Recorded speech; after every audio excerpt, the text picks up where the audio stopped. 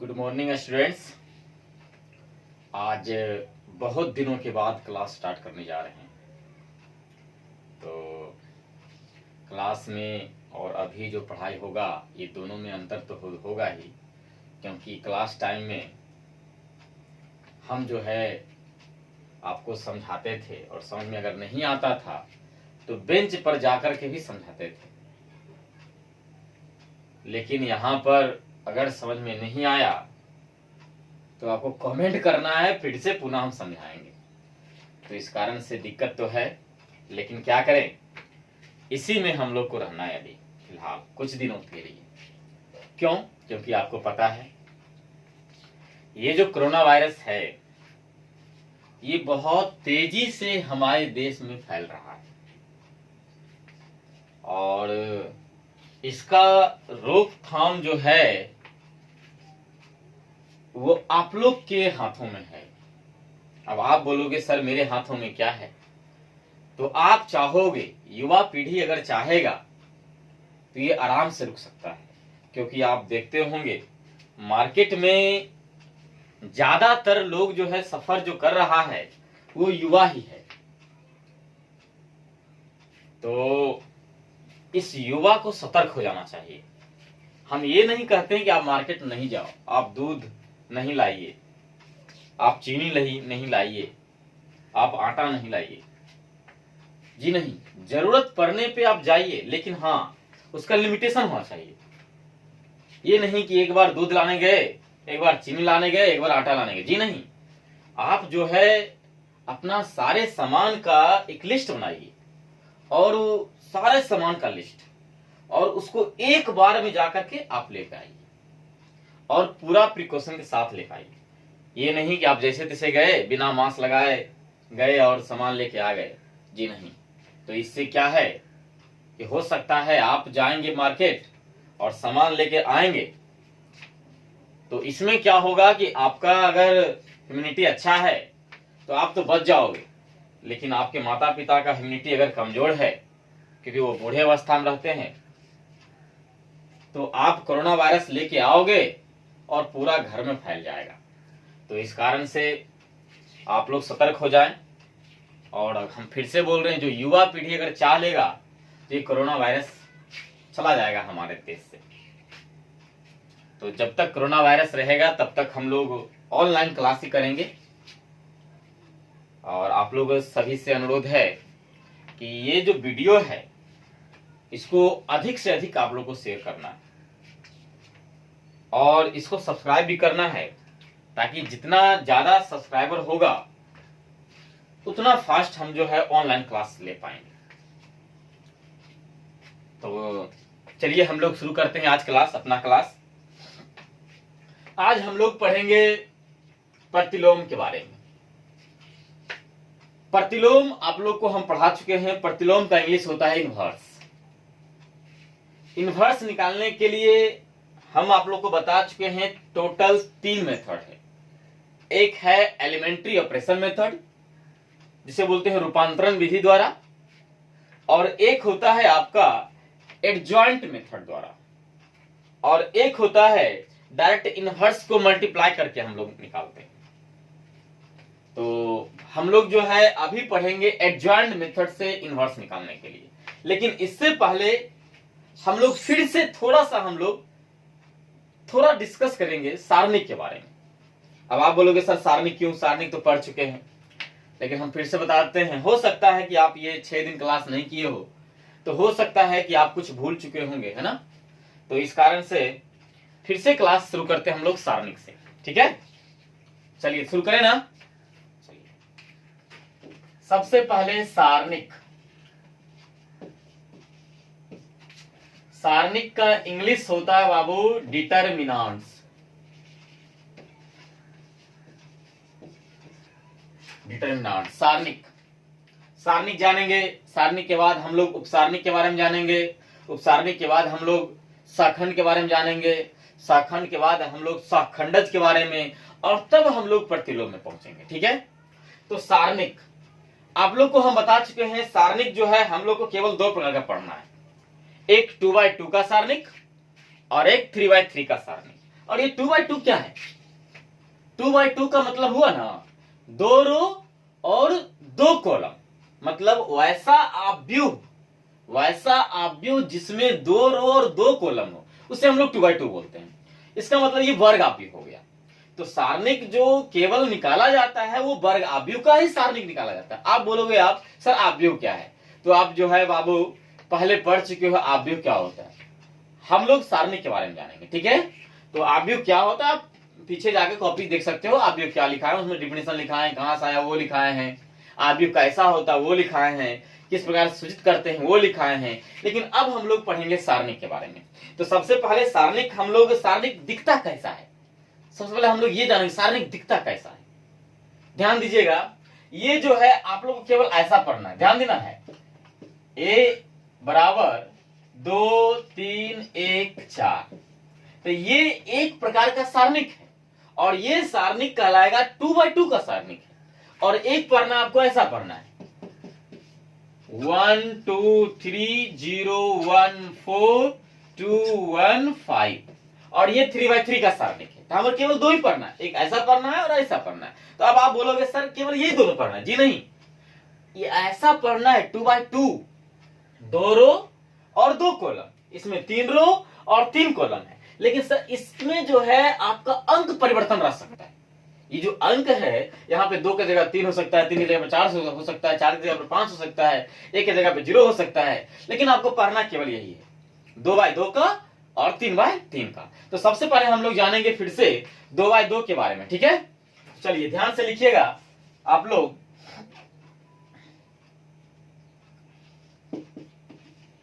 2x2 कोटि का सारणिक, English क्या होगा, डिटर्मिनेंट्स ऑफ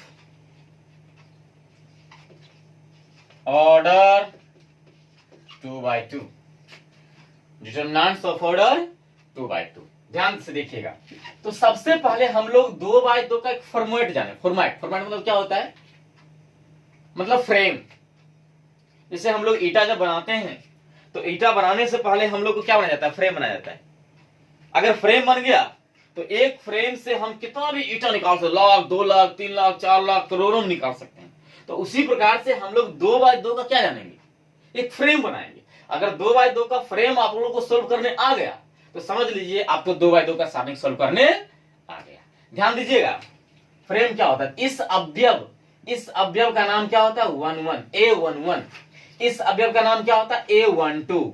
इस अवयव का नाम क्या होता है A21, और इस अवयव का नाम क्या होता है वो A22। अब ये 1 1 1 2 क्या है, ये आप पढ़ चुके हो बाबू, ये आपका एलिमेंट का नाम है और इसे हम लोग अवयव में पढ़ चुके हैं। ये 1 1 का मतलब होता है ना फर्स्ट रो फर्स्ट कॉलम, ये 1 2 का मतलब क्या होगा फर्स्ट रो सेकेंड कॉलम, पहले रो तब कॉलम। ध्यान देना है, पहले क्या होगा रो होगा, तब क्या होगा कॉलम होगा। फिर से बता रहे हैं, पहले रो तब कॉलम, पहले रो तब को, ठीक है। ध्यान देना है, पहले रो होगा उसके बाद कॉलम होता है। तो ये रो है और ये आपका कॉलम है, ये रो है ये कॉलम है ना। पहला रो दूसरा कॉलम, दूसरा रो पहला कॉलम, दूसरा रो दूसरा कॉलम। तो ये एक प्रकार का फॉर्मेट है आपका 2x2 के लिए। अब इस आव्यूह कहो या सारणिक को, इस सारणिक का मान जानना है हमें, क्योंकि इसका फिक्स मान होता है। ध्यान देना है, तो इसे हम लोग सिद्ध करते हैं मोड ए। इसे क्या पढ़ेंगे हम लोग, डिटर्मिनेंट्स ऑफ ए। क्या पढ़ेंगे, डिटर्मिनेंट्स ऑफ ए। ध्यान देना है, इसको सॉल्व करने के बाद सिंपल नहीं है, हमें तिरछा तिरछी गुना करना है, मतलब कि क्रॉस मल्टीप्लाई। कैसे करेंगे हम लोग, क्रॉस मल्टीप्लाई करेंगे। ध्यान देना है, तिरछा तिरछी गुना करना है। A11 गुना करना किससे, A22 से, माइनस बीच में सिंबल माइनस का, उसके बाद A21 गुना करना है A12 से। ध्यान देना है, ये आप मल्टीप्लाई करो, इसको मल्टीप्लाई करो, दोनों क्या कर लो माइनस कर लो, आपका निकल गया 2x2 का एक सारणी का मान निकल गया।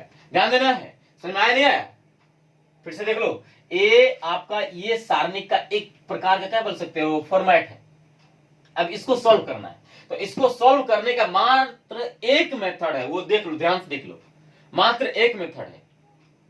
अगर ये समझ में नहीं आया बाबू तो फिर आगे आप लोग को प्रतिलोम समझ में नहीं आएगा। तो पहले हम लोग 2x2 का क्या निकाले जा रहे हैं, सारणिक। अब ये तो आपका एक फॉर्मेट हो गया, इस पे हम लोग एक एग्जांपल ले रहे हैं।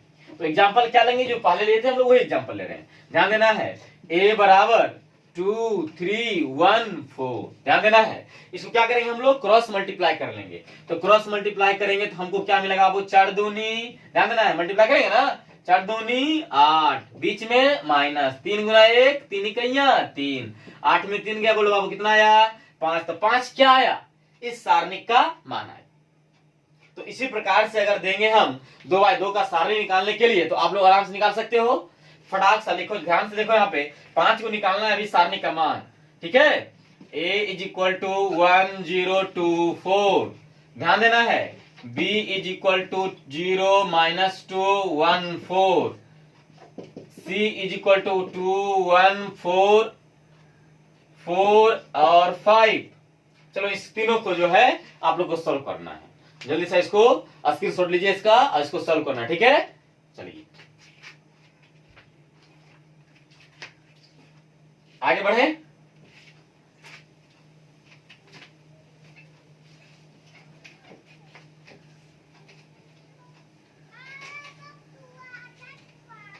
अब हमें जानना है 3/3 के बारे में, ठीक है। ध्यान से देखिएगा, 3 क्रॉस 3 कोटि का सारणिक, इंग्लिश क्या होगा,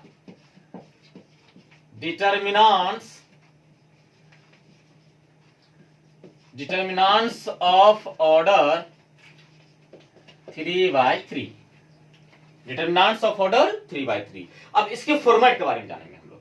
तो ध्यान से देखिएगा, ध्यान से, यहाँ पे a इज इक्वल टू, इसका नाम बोलो बाबू a11, इसका नाम बोलो a12, इसका नाम बोलो a13, 13 मतलब क्या, पहला रो तीसरा कॉलम, इसका नाम बोलो दूसरा रो पहला कॉलम, इसका नाम बोलो दूसरा रो दूसरा कॉलम, इसका दूसरा रो तीसरा कॉलम, इसका तीसरा रो पहला कॉलम, इसका तीसरा रो दूसरा कॉलम, इसका तीसरा रो तीसरा कॉलम। ध्यान से देखिएगा।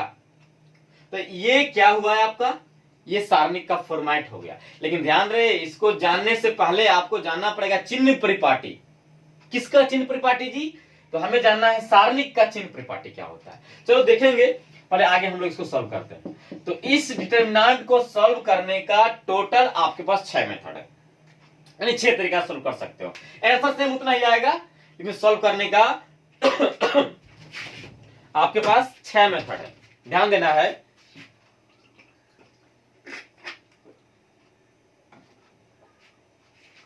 चलिए, लेकिन ध्यान से देखिए 6 मेथड है क्या। तो आप पहला रो से भी सॉल्व कर सकते हो, दूसरा रो से भी सॉल्व कर सकते हो, तीसरा रो से भी सॉल्व कर सकते हो, पहला कॉलम से सॉल्व कर सकते हो, दूसरा कॉलम से भी सॉल्व कर सकते हो, तीसरा कॉलम से भी सॉल्व कर सकते हो। लेकिन ज्यादातर हम लोग पहला रो से सॉल्व करते हैं, तो यहां पर भी पहला रो से सॉल्व करेंगे, ठीक है। तो सॉल्व कैसे करते हैं देखना, ध्यान से अस्थिर से देखना है, ठीक है। ऐसा नहीं धड़पड़ाना है और भाग जाना है जी, नहीं। और वीडियो अगर जहां भी आपको दिक्कत लगे कि सर बोरिंग लग रहा है, पढ़ने में समझ में नहीं आ रहा है, आप कमेंट करो, हम उस प्रकार समझाएंगे, आपको समझ में आ जाएगा, ठीक है। चलिए ध्यान से देखिएगा कैसे सॉल्व करेंगे इसको। तो सबसे पहले a11 को लिखिए, आप a11 को लिख लीजिए। अब जिसको लिखिएगा, हम क्या बोल रहे हैं, जिसको लिखिएगा, हिंदी बुझाता है ना, जिसको लिखिएगा, किसको लिखे, हम 11 को लिखे। अब जिसको लिखिएगा उसके सामना सामने आप ढक दीजिए। अब सामना सामने बोलते हैं तो बच्चा समझ में आ रहा है कि नहीं आ रहा है। अगर सामना सामने समझ में नहीं आ रहा, आप सुनो हम क्या बोल रहे हैं, रो और कॉलम को ढक दीजिए, उसके सामने रो और कॉलम को, मतलब उसके सामने 11 के सामने रो क्या होगा, ये पूरा हो गया ना, इसको ढक दो आप, और कॉलम को ढक दो आप। क्या बचेगा बाबू, ये चारों बचेगा ना, इस चारों को आप लिखो, A22 A23 A32 और A33 हो गया।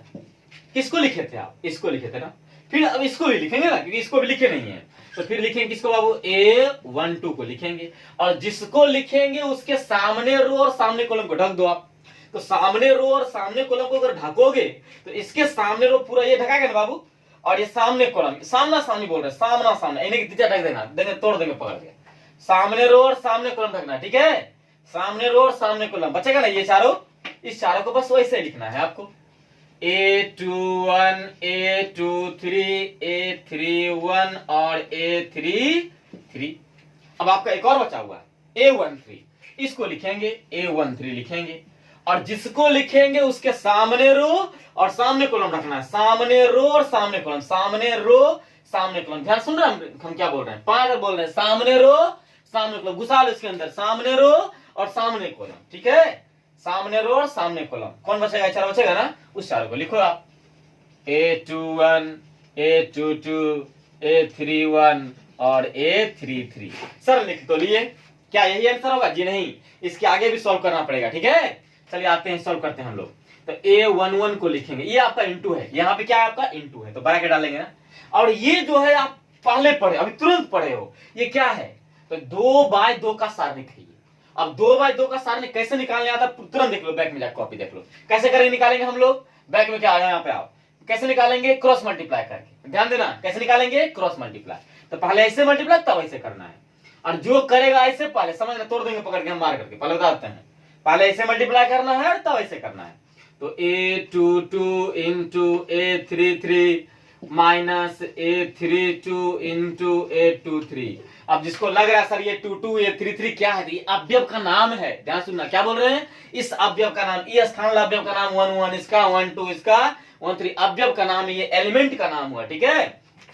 चलिए अब ये 12 लिखेंगे, ये तो इंटू है, अभी बताया हम इंटू है, इसको भी क्रॉस मल्टीप्लाई करेंगे तो क्या मिलेगा हमें, A21 इंटू A33, बीच में माइनस, उसके बाद A31 इंटू A23, उसके बाद आगे चलिए ध्यान से देखिएगा, उसके बाद A13 लिखेंगे, सामने तीसरा से गुना करेंगे, A21 इंटू A33 माइनस, ये हो जाएगा A22 इंटू A31।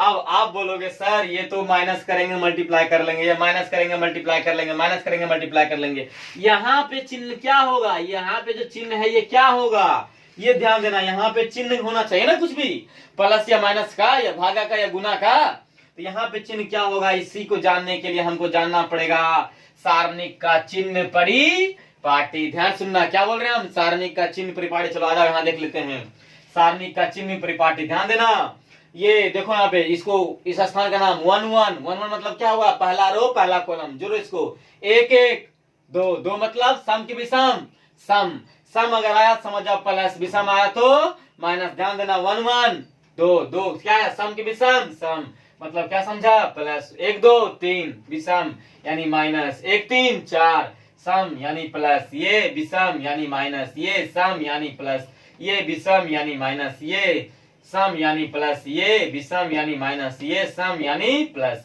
लेकिन ध्यान रहे आपको सम विषम नहीं देखना है, आपको याद कैसे करना है, आपको करना याद है तिरछा तिरछी प्लस और बाकी सब माइनस। ध्यान देख लो, तिरछा तिरछी प्लस बाकी सब माइनस। ये प्लस माइनस क्या है, तो ये प्लस माइनस है, इस स्थान का चिन्ह हुआ, मतलब ये स्थान वाला प्लस होगा, ये स्थान वाला माइनस होगा, ये स्थान वाला प्लस होगा, ई minus plus minus plus minus plus. अब आ जाओ 1 1 कौन सा स्थान है रे बाबू, यहाँ वाला स्थान है, ये क्या होता है, प्लस की माइनस होता है, स्थान वाला प्लस होता है, प्लस लिखा हुआ है। ये 1 2 कहाँ है ना यार, ये स्थान वाला क्या होता है, माइनस होता है, क्या लिखेंगे माइनस। यहाँ 1 3 कहाँ है, देखो यहाँ पे है ना 1 3, ये स्थान क्या होता है आपका, प्लस होता है, यानी कि ये प्लस हो गया। अब इसको सोल्व कर लेंगे, आपको 3/3 का क्या निकल जाएगा, सारणिक निकल जाएगा। जल्दी से इसको स्क्रीनशॉट लीजिए, उसके बाद हम लोग इसका सोल्व करेंगे, ठीक है। चलिए आगे बढ़े।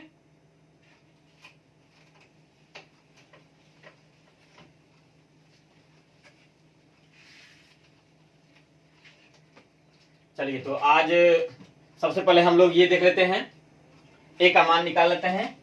तो चलिए एग्जाम्पल आपका ए हो गया, ए क्या है बाबू आपका, ये 1 2 3 0 1 4 2 1 5। इसको थोड़ा सा डिटेल सोल्व करेंगे, चलो सोल्व करते हैं। 1 को लिखेंगे और जिसको लिखेंगे उसके सामने रो और सामने कॉलम ढक दो।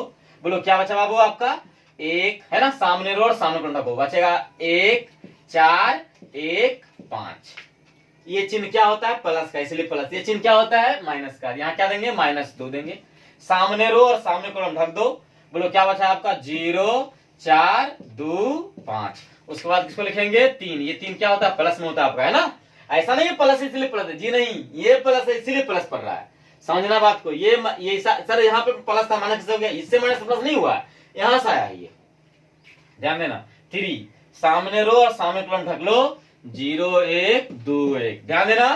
चलो इसको सॉल्व कर लेते हैं बाबू। तो 1 को लिखेंगे 3 से गुना, 5 इकाइयां 5, माइनस 4 इकाइयां 4, बीच में माइनस 2 लिखेंगे। चलिए आगे, 0 गुना 5 0, माइनस 4 दूनी 8, प्लस 3, 0 गुना 1 0, माइनस 2 गुना 1 2। चलिए 5 में 4 गया 1, 1 गुना 1 1, 0 में 8 गया माइनस 8, माइनस 8 गुने माइनस 2, माइनस माइनस प्लस 8 दूनी 16, 0 में 2 गया माइनस 2, माइनस 2 गुना 3, माइनस 3 दूनी 6, 16 1 17, 17 में 6 कितना है बाबू 11, 11 आपका क्या हो गया आंसर। अब इसी प्रकार से अगर देंगे हम सॉल्व करने क्वेश्चन सॉल्व कर लोगे। चलो फटाक सा, 3 को दिए थे 2/2 का, और ये ले लो 3/3 का ले लो, 2-3 क्वेश्चन। चलो जल्दी सा 80 शॉट लो इसको। चलो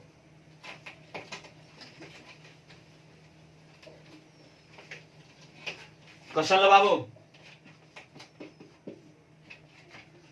2 1 -4 2 0 3 4 5 6,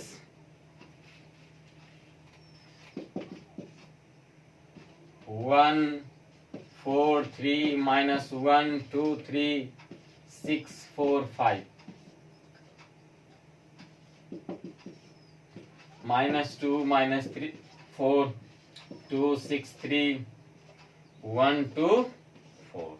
चलिए इसको क्या करना है आप लोग को सॉल्व करना है। फिलहाल अभी इतना ही, उसके बाद आगे हम लोग वीडियो डालेंगे, ठीक है। लेकिन ध्यान रहे सारे बच्चे को ये वीडियो पहुंच जाना चाहिए। और ये क्या है, अभी ये डेमो आपका है, ऐसा नहीं क्लास आपको पूर्ण शुरू कर दे, क्लास आपका प्रतिलोम चालू होगा, ध्यान देना है। लेकिन ये वीडियो क्यों अपलोड कर रहे हैं, ये वीडियो बेसिक फिर से स्टार्ट कर रहे हैं आप लोग का। ऐसा नहीं कि हम पढ़ाना शुरू करें प्रतिलोम, आधा बच्चा समझ में आया आधा समझ में नहीं आएगा, इसलिए। और जो बच्चा शुरू से पढ़ना चाह रहा है बाबू, जो टर्नांस पढ़ा ही नहीं है, उसके लिए मेरे पास इलाज है, तो क्लास में आना पड़ेगा, नहीं तो उसके लिए अलग से वीडियो अपलोड करना पड़ेगा। क्योंकि ये अभी आप लोग सार में क्या होता है, कहां से आया, कैसे इसको ऐसे क्यों लिखते हैं, ये सब नहीं पढ़ाए।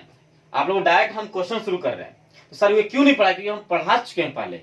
जो बच्चा मेरे पास क्लास कर रहा था उसको सब कुछ पढ़ा चुके हैं, इस सारणी को कैसे सिद्ध करते हैं, ऐसा ही क्यों लिखते हैं, फिक्स मान क्यों होता है, सब कुछ पढ़ा चुके हैं, ठीक है। तो फिलहाल इतना ही, चलिए।